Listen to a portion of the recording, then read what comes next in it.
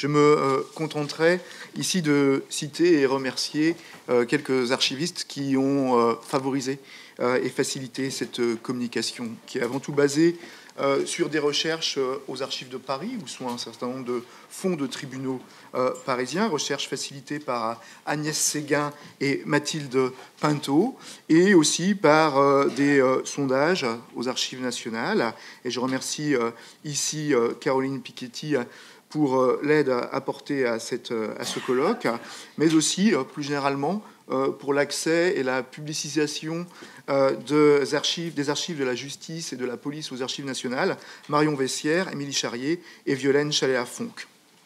Ces remerciements faits, je souhaiterais donner 3 éléments de cadrage par rapport à ma contribution, puisque d'une certaine façon, comme d'autres peut-être, elle peut apparaître un peu décalée par rapport à l'objet de la journée, puisque nous allons être loin d'Alger et que nous serons en métropole.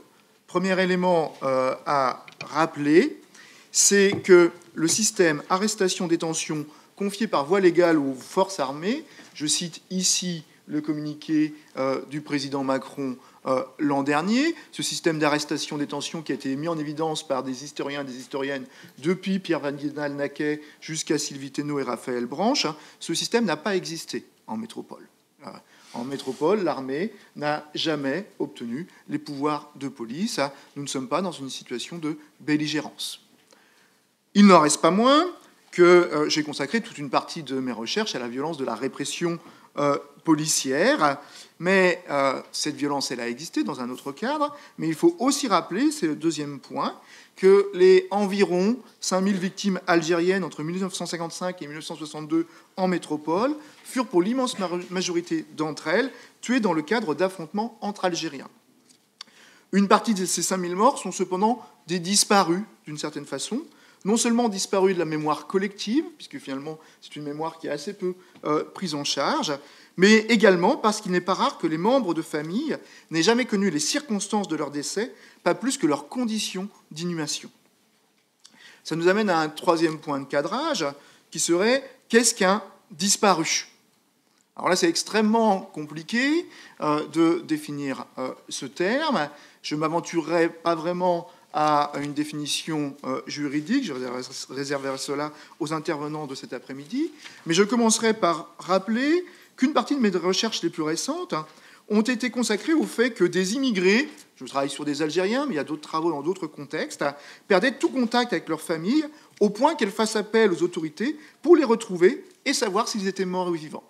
Et c'est des choses qu'on voit des années 20 aux années 60, donc bien avant la guerre d'Algérie, même si, bien sûr, les conflits et les sorties de guerre favorisent ces désaffiliations et ces pertes.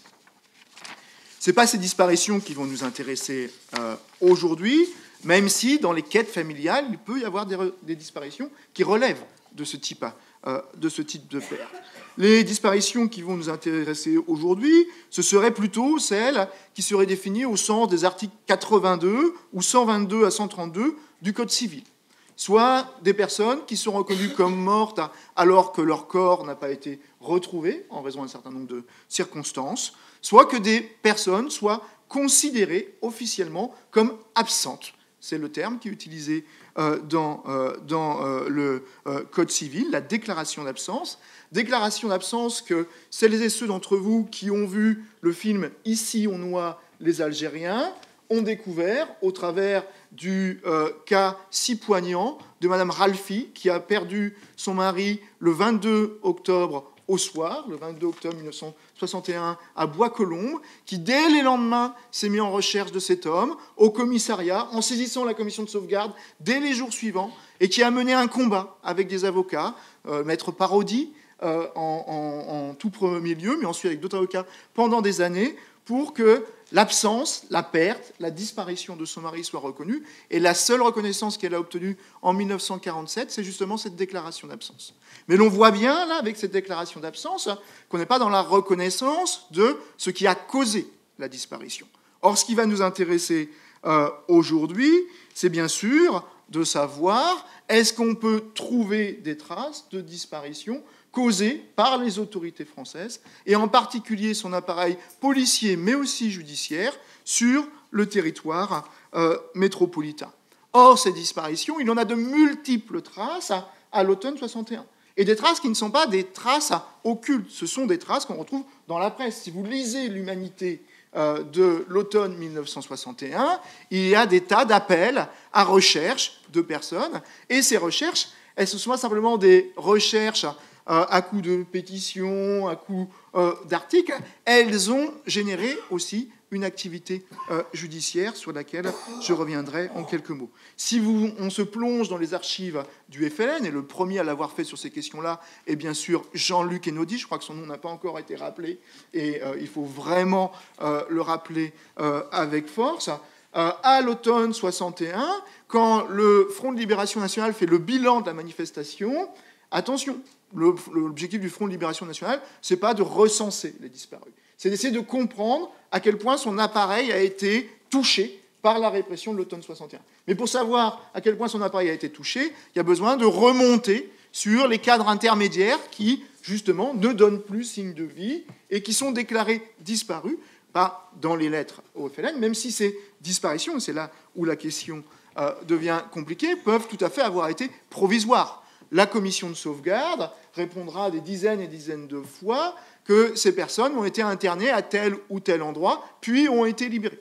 La plupart de ces personnes, bien heureusement, sont restées vivantes. Je rappelle qu'il y a eu 12 000 personnes interpellées le 17 octobre 61, mais un certain nombre de ces personnes n'ont jamais ressurgi, soit qu'elles aient disparu en France, soit qu'elles aient été ce qu'on appelait, avec beaucoup d'euphémismes, reconduites ou expulsées en Algérie, alors qu'elles étaient menées dans de nouveaux camps en Algérie, où là, pour le coup, certaines ont disparu, où elles ont été libérées, mais pour le coup, la vie les a fait qu'elles n'ont jamais repris contact, par la mort ou par autre chose, avec leur famille. Donc on voit ici qu'on a vraiment une pluralité de situations derrière ce terme disparu, qui nécessiterait une intervention de quelques heures.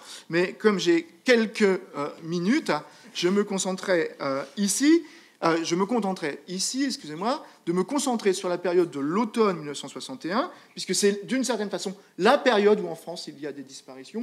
Je ne dis pas qu'il n'y en a pas eu d'autres individuellement à d'autres moments, mais le phénomène est massif, et massif ici, on est dans l'ordre de plusieurs dizaines, peut-être une centaine, peut-être un tout petit peu plus. On n'est pas dans les ordres de grandeur algériens. Il faut le rappeler. Mais à ce moment-là, il y a un phénomène qui est massif et qui est connu à cette époque. Et je ferai deux points. Je vais essayer de faire deux points sur cette période et de proposer une suggestion conclusive pour essayer d'avancer sur cette question. Le premier point, c'est essayer de comprendre comment des fonctionnaires français ont fait disparaître les morts d'octobre 1961. On ne trouvera sans doute jamais, il y a une quête qui est un peu vaine, il me semble, d'essayer de comprendre qu'est-ce qu'a su le général de Gaulle, qu'est-ce qu'il a pensé, qu'est-ce qu'a su tel ministre, qu'est-ce qu'il a pensé, est-ce qu'il y a des ordres qui ont été donnés. Bien sûr, comme dans les cas qui ont été cités pour d'autres contextes, on ne trouvera pas d'ordre de tuer les Algériens le 17 octobre 1961. Et c'est bien à cela que peut servir une quête archivistique. On ne trouvera non plus que très peu de commentaires sur ces événements, puisque bien sûr ils ont été commentés sans prise de notes, etc. En revanche, les archives administratives, et jusque dans leur matérialité, c'est-à-dire dans la façon dont elles sont composées, dans ce qu'elles ne disent pas tout autant que dans ce qu'elles disent, nous permettent de voir la mise en place d'un mensonge d'État et de la véritable fabrique, le terme est pas, voilà, il faudrait trouver un autre mot, de disparus. Nous n'aurons pas tellement le temps de revenir sur la question des corps, mais rappelons cependant que dans un contexte qui, en métropole, je le rappelle, est un contexte de grande violence, mais il n'est pas un contexte de guerre, ce n'est pas un contexte où il y a des déplacements de population, ce n'est pas un contexte où il y a des dizaines de milliers de victimes, c'est un contexte où l'état de droit n'est qu'en partie suspendu par les pouvoirs spéciaux, c'est un contexte où il y a une presse qui certes est censurée, mais fait encore en grande partie son travail. Il est très difficile de faire disparaître un cadavre. et encore plus pour un fonctionnaire dans l'exercice de ses prérogatives, quand bien même serait-il policier. D'où ces cadavres jetés dans la Seine. Et dans beaucoup d'autres cours d'eau, pas forcément par des policiers, mais un certain nombre par des policiers, mais ce sont des cadavres qui ressurgissent. Et quand bien même les personnes n'ont pas été jetées dans l'eau, l'immense majorité des morts de octobre 61 ont à un moment ou à un autre été déclarées comme morts suspectes. Alors pas forcément en octobre, d'ailleurs ça commence bien avant octobre, on le sait depuis longtemps, et les corps peuvent être retrouvés bien après. Et mort suspecte, c'est une catégorie. C'est une catégorie judiciaire qui déclenche la saisine d'un procureur et une enquête de police. Et on a effectivement deux voies procédurales, et c'est dans la façon dont ces deux voies procédurales ont été articulées ou pas, choisies ou pas, qu'on va découvrir une grande partie des disparus de l'automne 1961. La routine de la procédure de mort sans suite dans ce contexte où, je vous ai dit, on n'est pas en guerre, mais le taux d'homicide en métropole a été multiplié par 2 ou 3 pendant la période de la guerre d'Algérie, en particulier en raison des affrontements intra-algériens et de ces violences à dimensions multiples. Et donc, il y a une routine qui s'est mise en place, c'est que la plupart des morts suspectes sont traitées selon une procédure relativement courante, qui est celle de vaine recherche et de classement sans suite. Autrement dit, les policiers font une petite enquête sur ce cadavre et ils aboutissent à la conclusion qu'ils ne pourront pas trouver qui a perpétré ce meurtre. On pourrait dire qu'ils ne font pas bien leur travail, c'est le cas un certain nombre de fois, mais ce qui est très intéressant, c'est que dans ces morts sans suite, on retrouve même beaucoup de cas où c'est un policier qui a été tué et ça sera classé sans suite. Et donc, ici, il n'y a pas à proprement parler de disparition, puisqu'on est dans un cas où il y a des traces archivistiques de ces morts, mais ces traces archivistiques ont pu déboucher sur des inhumations par la voie administrative. Autrement dit, par la voie administrative, c'est-à-dire aller au cimetière de Thiais pour les indigents. Et ce qu'on voit se dérouler à l'automne 61, c'est qu'apparaissent des cadavres qui n'ont plus de nom.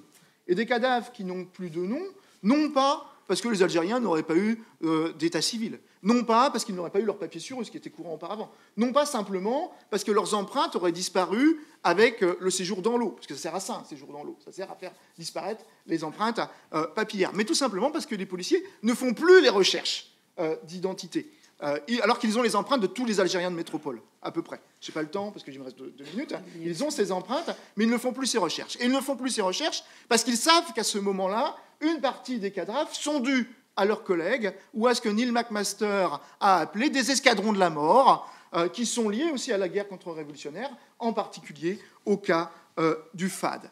Donc là, on a un premier cas de disparition qui apparaît très clairement dans les archives, je pourrais l'expliciter plus précisément. Et on a un autre cas, et qui là est encore plus lié au 17 octobre lui-même, c'est qu'à partir du 17 octobre, on a une procédure qui va dériver. Au lieu de travailler sur des procédures de mort sans suite, ce sont des juges d'instruction qui vont être saisis. Des juges d'instruction qui vont être saisis et qui vont ne mener aucune instruction. Les registres sont juste marqués FMA inconnu. Un certain nombre de corps ne sont même pas passés par l'IML. Plus d'un corps sur 2, à ce moment-là, ne passe plus par l'IML. J'ai consulté aussi les registres de l'IML. Et ici, il y a une volonté d'occultation double. Avoir une instruction, ça permet d'empêcher l'enquête parlementaire qui est demandée, notamment par Gaston Defferre et d'autres, au Sénat. Parce qu'à partir du moment où il y a une instruction, il ne peut pas y avoir une enquête parlementaire. Donc on empêche un autre type d'enquête. Et en plus, j'ai la très forte intuition que ce sont des juges amis qui ont été saisis, des juges amis dont on savait qu'ils n'instrumenteraient pas. Et ils ne vont pas instrumenter, et la fin de la guerre, et sans doute les procédures d'amnistie, mais il faut que je plonge plus en détail dans le caractère procédural, ont permis que ces morts ne déclenchent aucune procédure et soient complètement oubliés.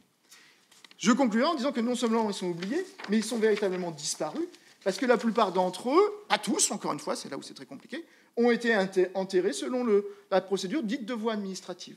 Donc enterrés sans nom, et des corps qui, au bout de 5 ans, sont exhumés et incinérés. Donc là, on est véritablement dans le cas de la disparition totale, mais au long d'une chaîne administrative qui a été une chaîne administrative à la fois routinière et de mensonges. Ma suggestion conclusive, en 1 minute, un certain nombre de personnes ont bien avant moi travaillé sur ces questions-là. J'ai cité Jean-Luc Einaudi, j'ai cité Neil McMaster et Jim House. Il aurait fallu en citer beaucoup d'autres.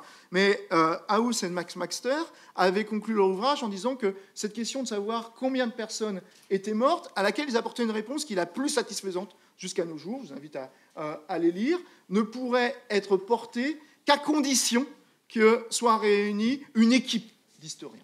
Et je pense qu'ici, ce n'est pas une équipe d'historiens qu'il faut, si l'on veut faire le deuxième point que je n'ai pas fait, c'est-à-dire répondre aux demandes des familles, comment retrouver la trace des disparus dans les archives, puisqu'on retrouve la trace de beaucoup de ces personnes. C'est une véritable commission. Une commission qui, pourquoi pas, pourrait être sous l'égide de la CNCDH, où historiens, archivistes, personnes ayant travaillé, milité sur ces causes, pourraient s'organiser avec un petit secrétariat permanent pour répondre à des attentes qui dépassent de très loin le faible coût financier qui sera induit. Je vous remercie. Merci Emmanuel Blanchard. Je vous propose d'enchaîner tout de suite, sans plus attendre.